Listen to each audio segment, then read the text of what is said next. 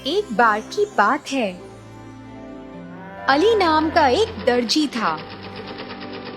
वह रायपुर गांव में अपनी पत्नी, 3 बेटियों और अपने बेटे के साथ रहता था। घर का काम पूरा करने के बाद अली की पत्नी उसकी सिलाई की दुकान पर जाती थी। उसकी 3 बेटियों समीरा, सिमरन और सोनिया की उम्र में 2-2 वर्ष का अंतर था। वे हमेशा एक दूसरे की बातें मानती थीं। जब अली की तीसरी बेटी सोनिया 4 साल की हुआ करती थी, तो अली और सबा ने एक बेटे को जन्म दिया और उसका नाम सुलेमान रखा।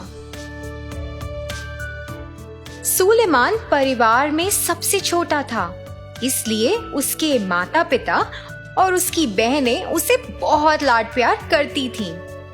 जैसे जैसे साल बीतते गए, सुलेमान को इसकी आदत पड़ गई। उसकी माँ उसे रोज खाना खिलाती थी।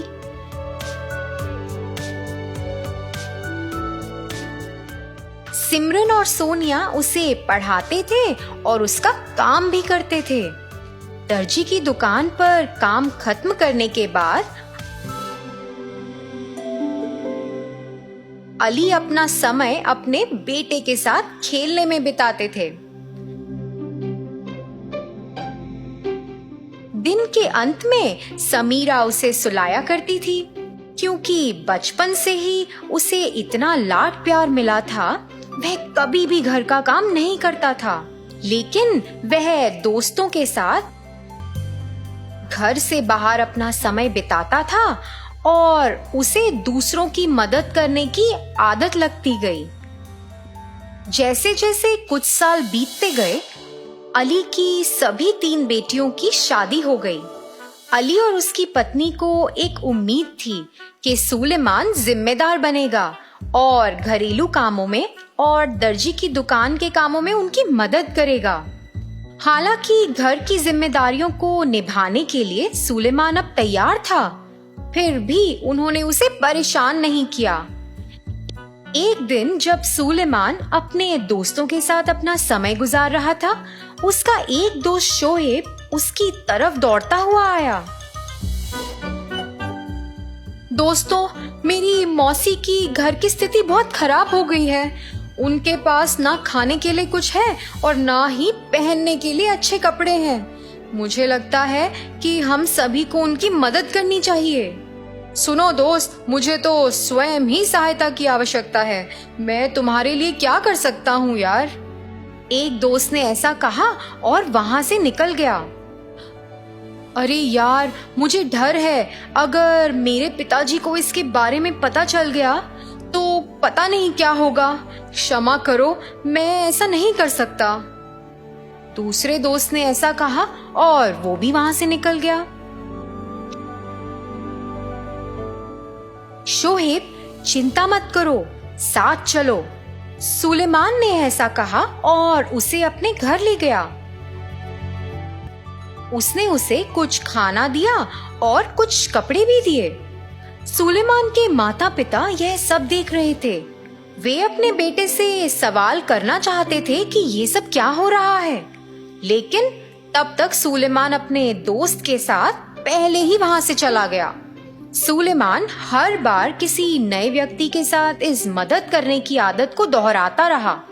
वह बस अपने दोस्तों के साथ अपना समय बिताता था और कभी भी अपने माता पिता के साथ समय बिताने के बारे में उसने सोचा ही नहीं।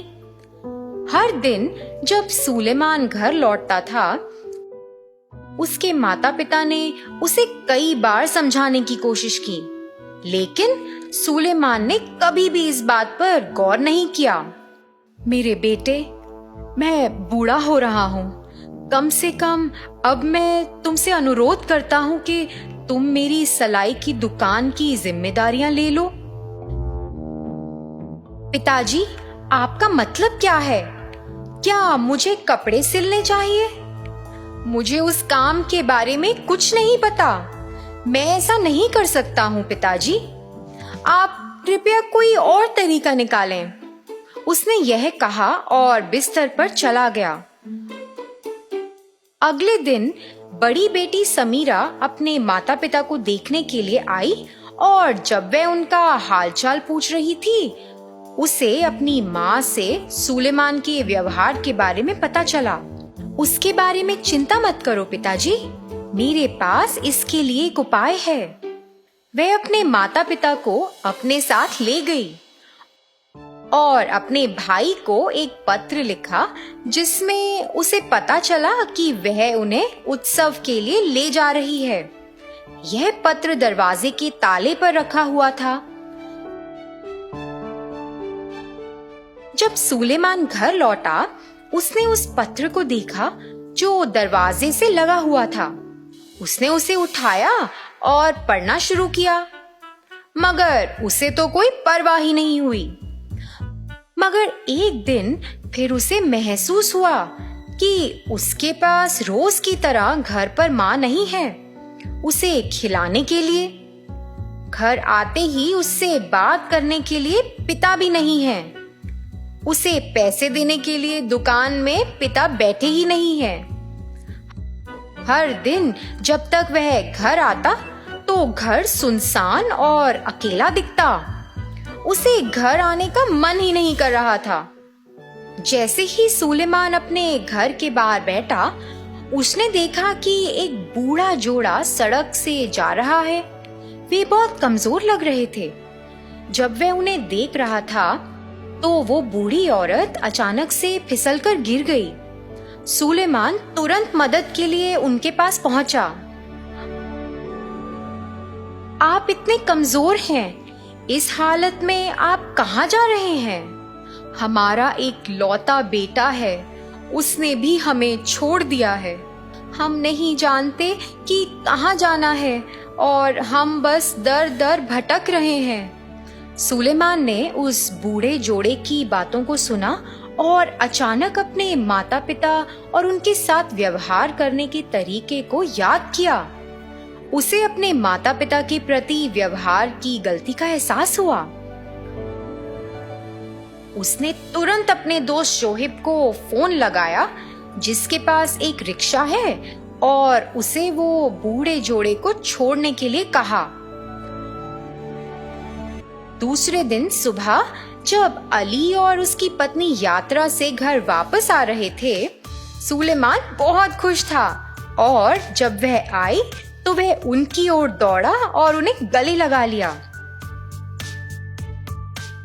वहां से सुलेमान को अपने कर्तव्यों का एहसास हुआ और उसने अपने पिता की सलाई की दुकान में काम करना शुरू कर दिया और घर की जरूरतों को भी वह खुद ही पूरा करता था।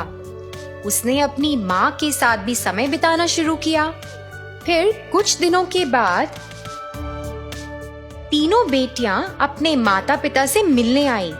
उनमें से बड़ी बेटी समीरा अपने भाई के बदलाव को देखकर बहुत खुश हुई और कि उसके समाधान ने उसके भाई के व्यवहार को बदलने में मदद की है।